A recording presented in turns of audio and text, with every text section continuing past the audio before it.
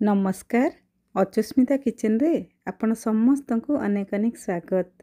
आज मु आपण मानक पई नेकी आसीची माणबसा गुरुवार स्पेशल बिना प्याज रसुण रे कोसला साग घांट, जहा कि खाया पई कि बहुत स्वादिष्ट लागि थाए।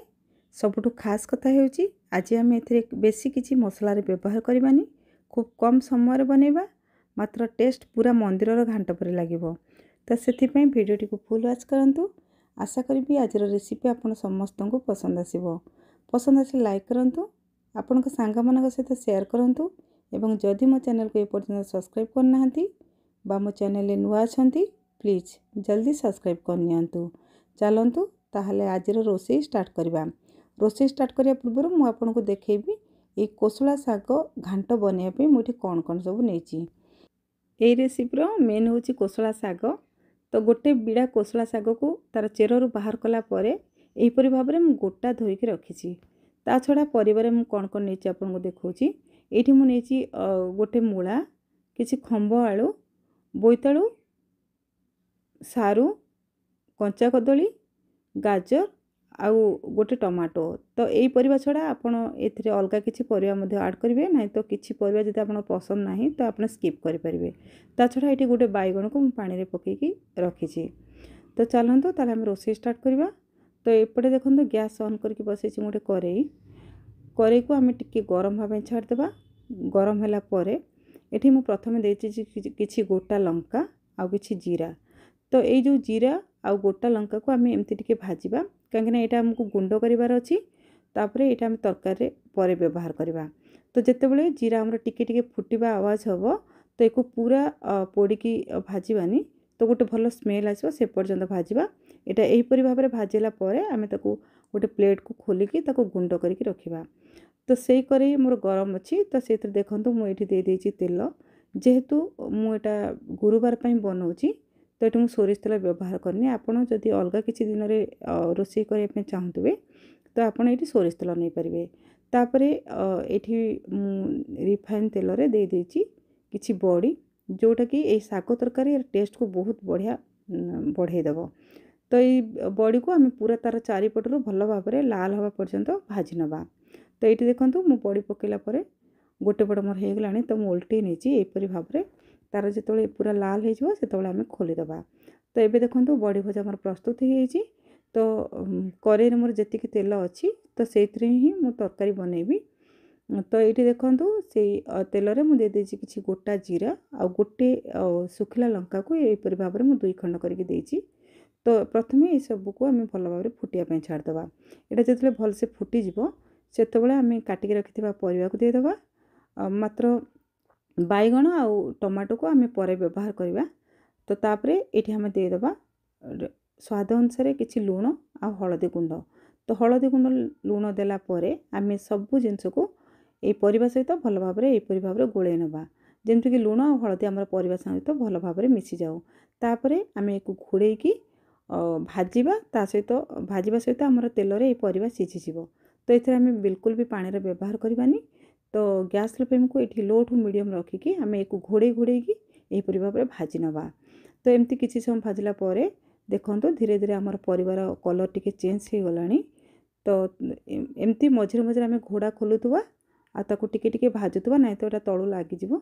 तो देखिकी आपड़ ये मझे मझे यहीपरि भाव में किछि किछि सेकेंड रे गैप रे आम एमती ताको एपट सेपट करनबा। यहाँ टिके जो चारिपटर भल भाव में कलर आसीजिव एथिरे मु एठी किछि अदा छेचा देछि। तो जेहेतु आम बिना प्याज रसुण को बनाऊँच तो टिके अदा छेचा देले ना यार टेस्ट बहुत बढ़िया आसे। ता छड़ा ये मुझे देदेछि किछि लंका गुंड, जहाँफल कि तरकार कलर बहुत बढ़िया आसे तो टेस्ट बोधे भल लगे। तापर अदा और ये लंका गुंड देला परे आम सब जिनस को भल भाव में गोले नवा। ये देखो परिवा मोर भल कि सिझिनी, तो 50% सिझी। तो यही परिवार आम एबे देदेवा बैगण को ध्यान रखिए जितेबाला परिवा आम 50% सिझीज से देवे। प्रथम देवेनि ना, तो बैगणटा आम बहुत जल्दी सिझी जाए। यहाँ तरकारी पूरा घांटी हो जहाँफल कि आम तरकारी खाइबा भल लगेनि। तापर बैगण देला परे आम टिके एपट सेपट करनवा। तापर एक घोड़े की 2 ରୁ 3 मिनिट पर्यंत ताको सिझाइबा छाड़देवा। एबे देखंतु 2-3 मिनिट परे मु आपन घोड़ा खोलिके देखौछि।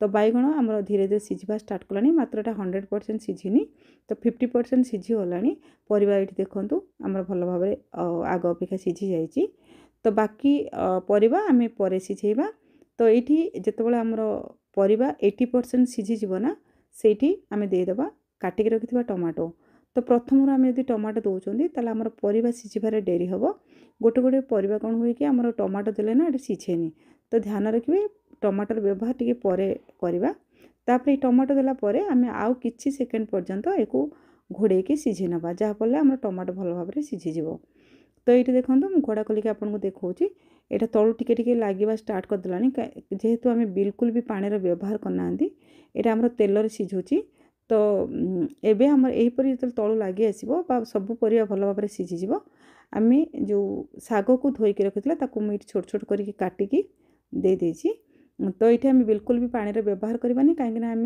जी आम शागरू पानी बाहर ना से ही आम रेसिपी बनीज तो शाग देला आम ताको भल भाव यहीपरि भाव परिबा सहित गोले नबा जेमती कि शाग आमर भल भाव परिबा सहित मिसीज ये देखो शाग को भल भाव गोले नहीं परिबा सहित तापर ये आम 2 ରୁ 3 मिनिट पर्यंत एक घोड़े सीझापी छाड़दबा एबे देखंतु घोड़ा खोलिक मुझे देखा देखूँ आम बिल्कुल भी यहाँ सुखिला थिला मात्र आम जिते शाग देले घोड़ेला देखूँ ये पानी बाहर कहीं शागरू आमर पानी बाहरी थाए तो सही शाग पानी रे ही आमर ये रेसिपीटा बनीज तो एबे देखंतु केते बढ़िया भाव में आमर प्राय सब परिबा सीझी आसिलानी एठी शागरू पानी बाहरला परे मु जो बड़ी को भाजिक रखी सेटा को टिके छोट छोट खंडर करके दे देछि ता छड़ा ये गोटे चामच जीरा लंका गुंड मु देछि जोटा कि आम भाजिक प्रथम तैयारी करके रखी तो ये सब जिनस देला परे आम ये शाग सहित परिबा सहित भल भाव में गोले नबा